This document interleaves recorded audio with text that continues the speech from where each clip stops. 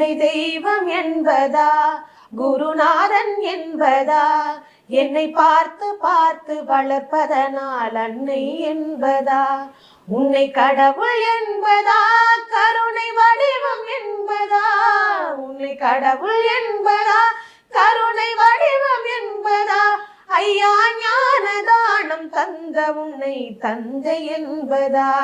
உன்னை தெய்வம் என்பதா குருநாதன் என்பதா என்னை பார்த்து பார்த்து வளர்ப்பதனால் அன்னை என்பதா சேரும் செல்வம் எல்லாம் உன் அருளன்றோ